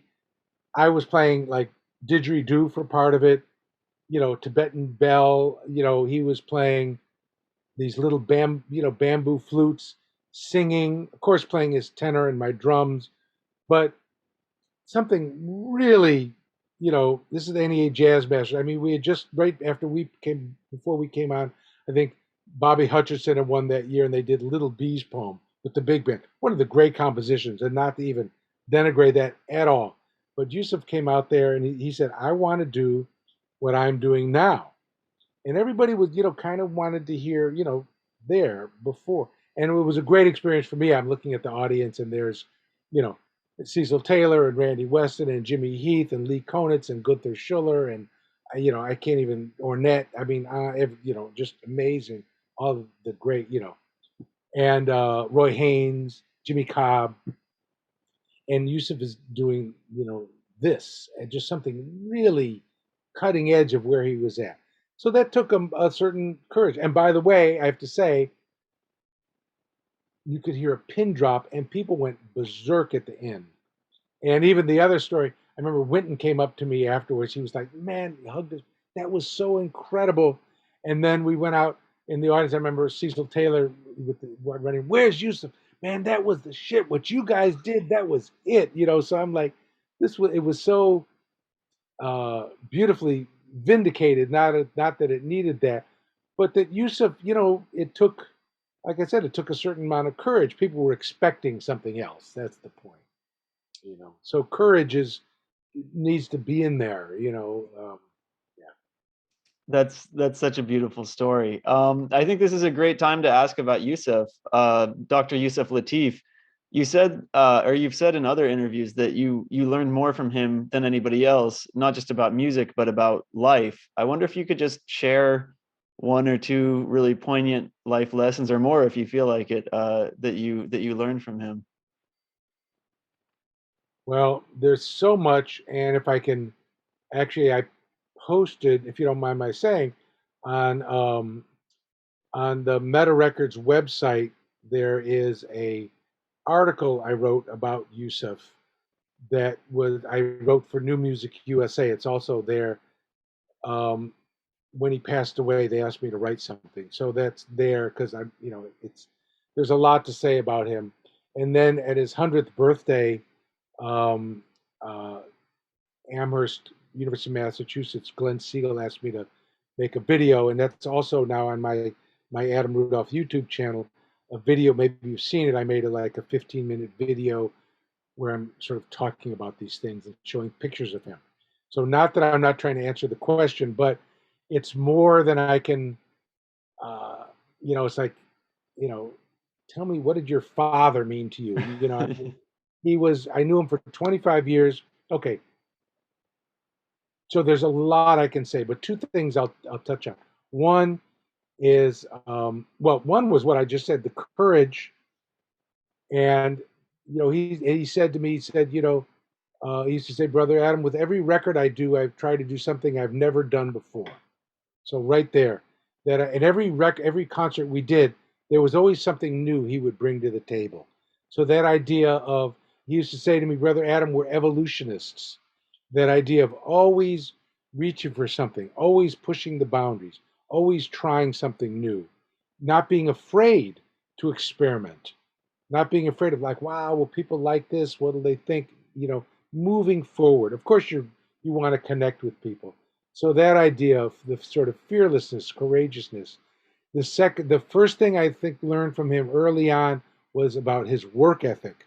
He worked on his music all the time, and so, and just, he used to say, keep on stepping. I mean, when I first met him in 88, that was when we would talk every few months, and he'd be like, yeah, so what have you been up to? And he's, yeah, well, he'd say, well, I made a record, I wrote this string quartet, and, you know, and he had done so many things. I'm like, well, what did I do the last 3 months? He made me really feel like I had to step up my game, and also do it for yourself. I mean, he inspired me to do my first book, the Pure Rhythm book, that I did. He encouraged me to do that.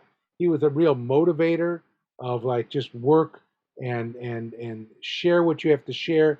Don't be afraid of what people think. Um, uh, um, those were important things. Um,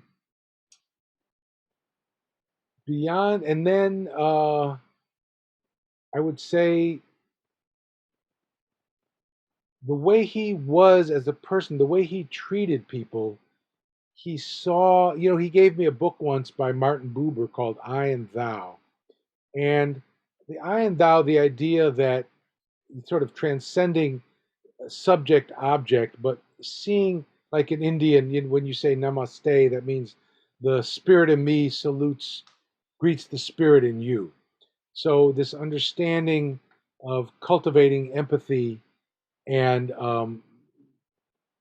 he really treated everybody the same. Whether it wasn't like, we'd be on tour at the North Sea Festival, and he'd run into Carlos Santana or Wynton Marsalis or some fan, we didn't even know, and he was the same with everybody. He was generous and kind and radiant. He always made everybody around him more. He elevated the conversation. He elevated the vibration around him.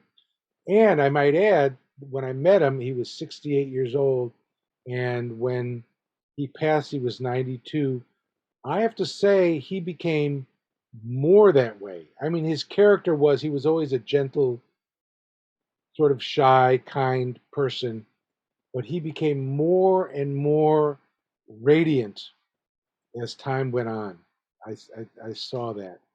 Um, so those are the kinds of things. I'm sure I'll think of others later.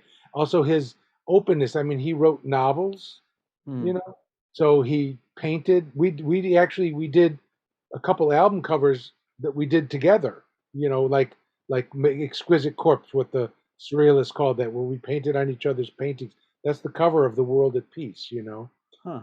So generous in his spirit. He invited. I mean, this is repeating what's in these videos in the article, but when we got, he asked me to, we actually collaborated on some compositions together. When he would get a grant and he had some big concert, he always invited me. From the very first concert he did, bring your music in, and we actually co-composed some pieces. I talk about how we did that, the process more, but that idea of process, you know, always innovating a process, always trying a new way of doing things. He did records the last 25 years where he had his own YAL label, which was a big motivator for me starting my own record label, Meta Records, and we co-released a bunch of records together. He did stuff with electronics, he did stuff with poetry, then he painted. He wrote novels. He wrote plays. He had, like I said, he had courage. He was never, and it's easy to take it for granted. Wow, Yusef Lateef, but I heard stories, in the late '50s, when the hard bop era, which was kind of a pretty conservative era, the quintet or sextet or quartet format. And, they'd play, of course, he was a master of playing blueses and forms, but then, he might pick up and make a bamboo flute and play it. And that was like, people were like, what is that, And so the courage to do that and, just to have the idea and just to do it, So very, very influential. One time we were playing the World of Peace group. We had the 12-piece group at the Verona Jazz Festival, and I was riding in the bus from Milan to Verona. And I was sitting with Joseph Jarman, who had been one of my early inspirations. He was a neighbor of mine in Chicago. Somebody I looked up to. The art ensemble was a big, big influence. And he was so kind of impressed. It was great for me that I was playing with Yusef. He said Yusef was the big influence on all of us. He was the reason we all started playing, quote, little instruments out other than saxophone, like making bamboo flutes and blowing on a pop bottle or, all of these things. I thought, wow, that was so incredible. Yeah, just such an So absolutely amazing person and musician. Wow. if you can imagine it, you can do it if you have the courage to do it. That's the point. And Mm, the technique, the facility. mm, wow. I want to ask you about somebody who you mentioned at more or less at the top of the interview. And this is probably also too big of a question to answer, but maybe you could at least make an attempt. Big Black, can you talk about your relationship with him and what you learned from him? Yeah. I'm glad you mentioned him because he's somebody a lot of people, more people should know. Um, I heard him on, so, well, okay, sort of a little funny. In 73 or 4, I actually heard Miles live at the Smiling Dog Saloon in Mtume in Cleveland when I was at Oberlin. And Mtume was playing congas. And I had been studying some Afro Cuban drumming, but mostly I had learned in the park playing with the drummers in the neighborhood where I grew up in Hyde Park. When I saw Mtume playing, I was like, he set his drums up backwards. He was playing with his fingers. Like, what is he doing? I had no idea. And later, I found out that he had learned his approach. He had his own way of playing, but his approach had been formulated. He had opened up by Big Black. Then, when I heard Big Black on record, I was like, I have no idea how this guy is doing what he was doing. I heard him, this record he did called Ethnic Fusion with the guitarist Anthony Wheaton, a duet. And he's playing, it sounded to me, I could hear Roy Haynes, I could hear Philly Joe Jones, but Max Roach in there.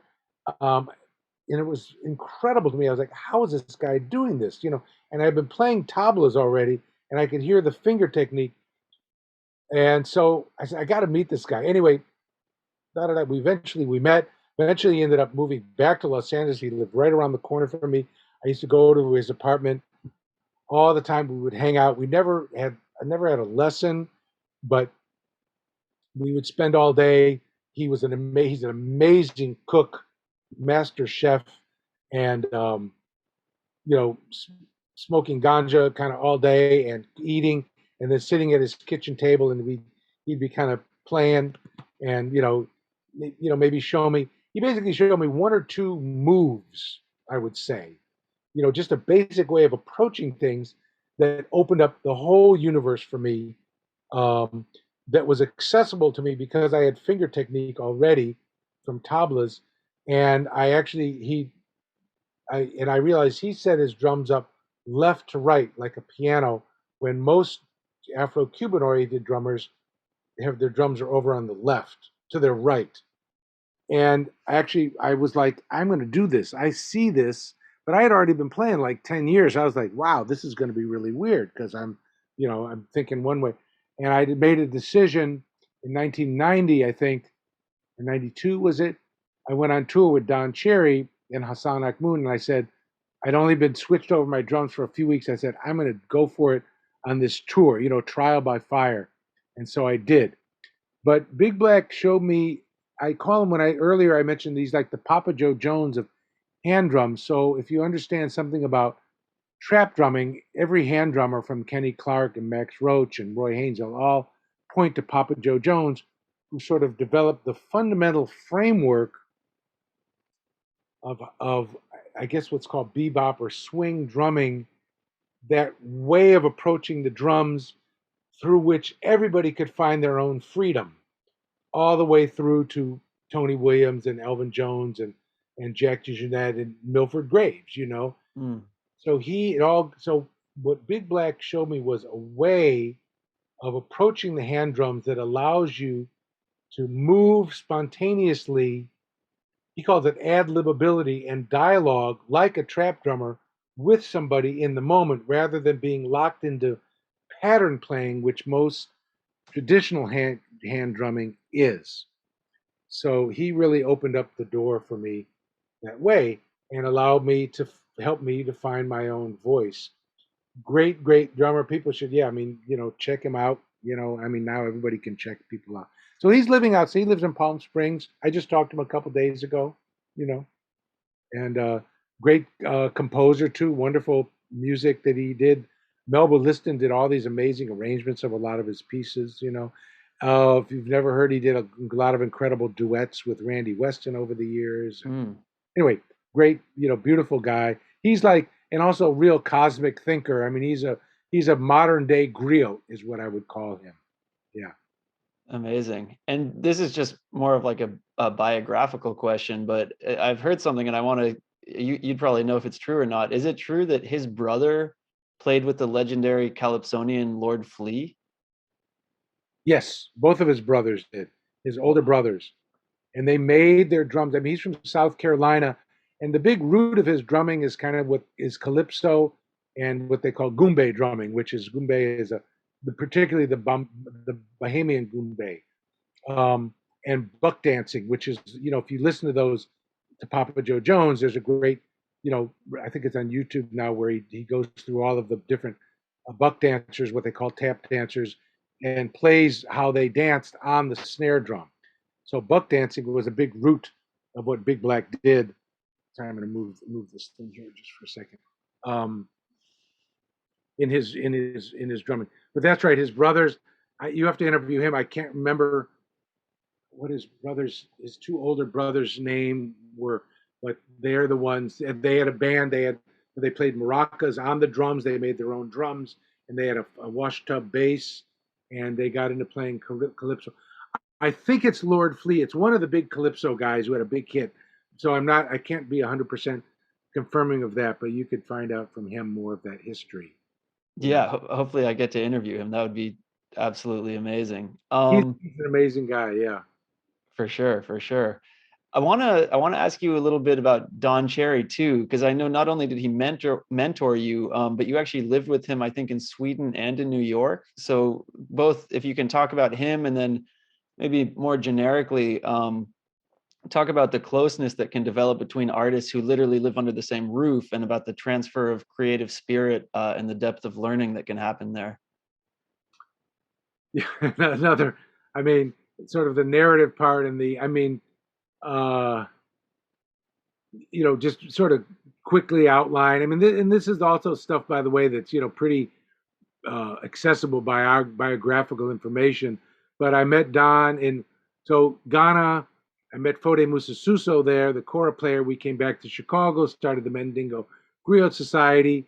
And by the way, there's a nice narrative biographical interview with me, and I think it's in New Music USA, which is linked from my Meta Records website. So people really want to hear all this. But anyway, so when we made the Mandingo Griot Society record, I had always loved Don and listened to him, and was able to actually invite him to play on the record. And then he invited myself and Hamid Hank at that time to go and work with him, live with him in Sweden in the house there. And then we played some concerts in Paris. So those were my first concerts ever in Europe in 1978, was with Don. And Don was one of these beautiful guys. It was more like the idea of this in oral transition more about transmission than about. I mean, he taught me a lot of Ornette Coleman's music, but by rote, not by writing him. We played music in his farmhouse. He had an old schoolhouse at Togarp Skola. There's a guy now actually writing a book about that in Sweden. It's going to come out. Um,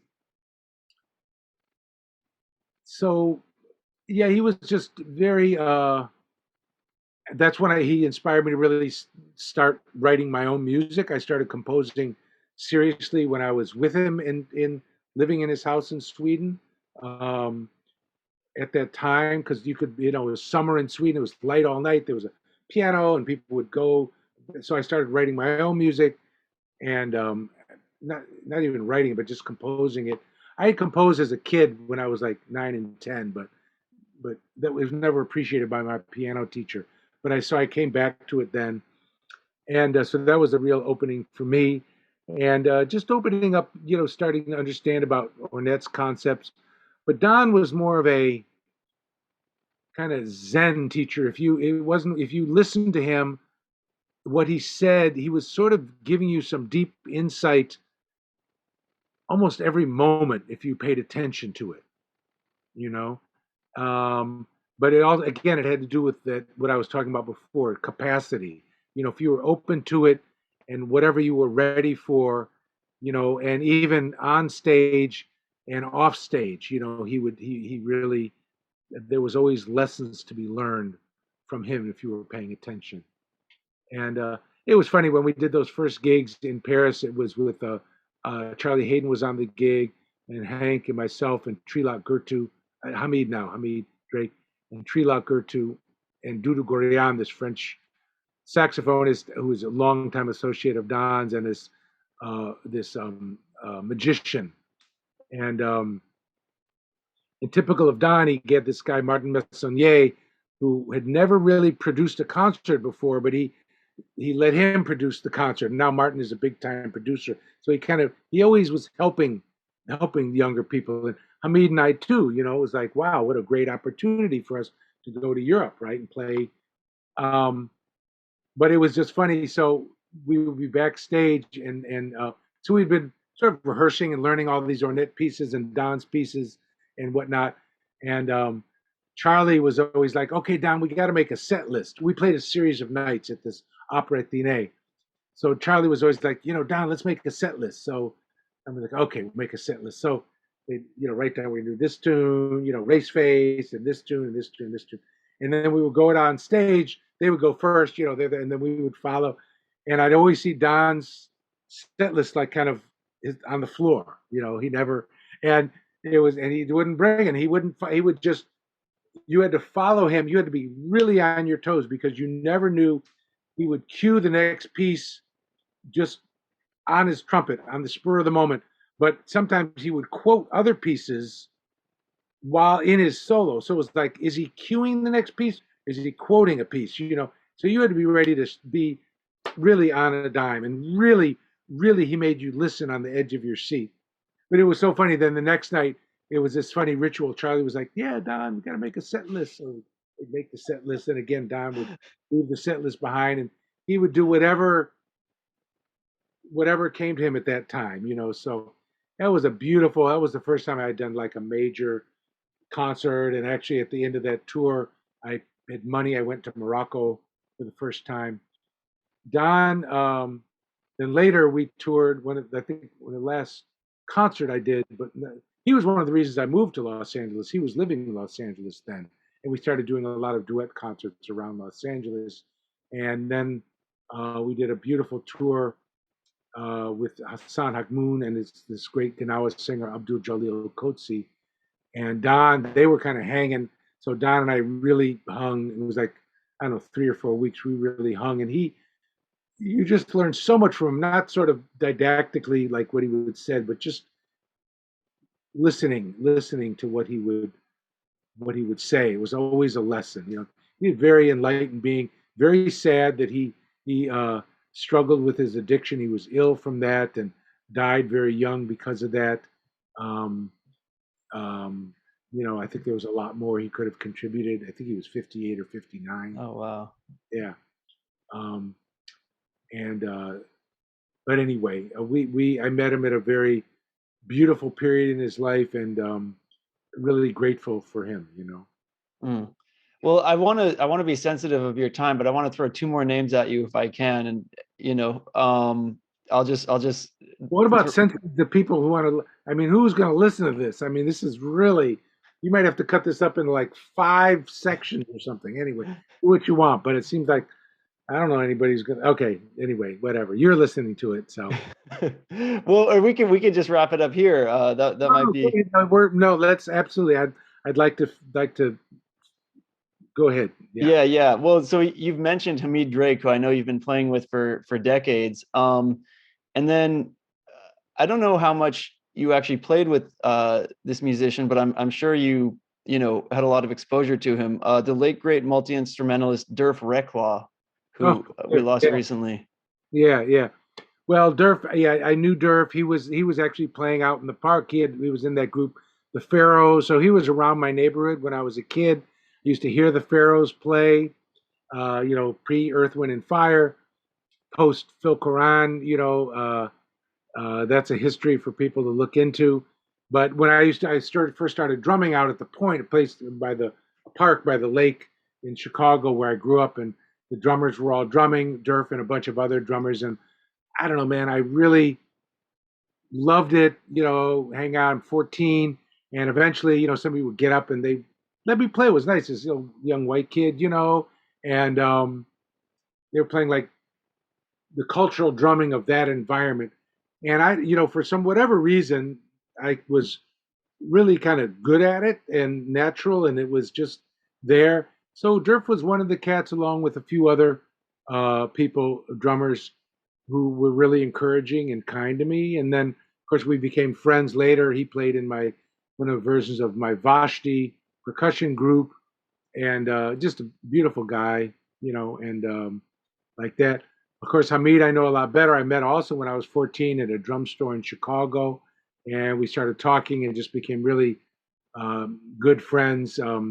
Ever since then, and he's a busy, in-demand drummer. I've sort of moved into a direction of more focusing on my own uh, compositional and creative vision. But his path has been, to me, my perception is he's been a wonderful drummer who's been able to support and encourage and enlighten so many different musicians. Playing, gigging. You know, um, so but we've had over the years, I've had opportunities where we orbit in together on occasion. Beautiful. Yeah. Well, Adam Rudolph, you've been so generous with your time and your insight. So I can't thank you enough. It's really been incredible. My pleasure. I hope it's not, whatever. It's a lot of uh, um, a lot of words. So whatever. But of course, in the end, the music. The good thing about YouTube, all the music is there, and on my channel, by the way, I do, I've been making, a lot of videos I made. I started making videos with my art and with kind of inspired by Yusef again, and with my um, photography and things like that. So it's great, creativity. Like I said, I mean, anybody who listens to whatever 1 minute or whatever an hour of this long conversation, that hopefully they're inspired to go ahead and do whatever they feel like they want to do. Then it will all have been worth it.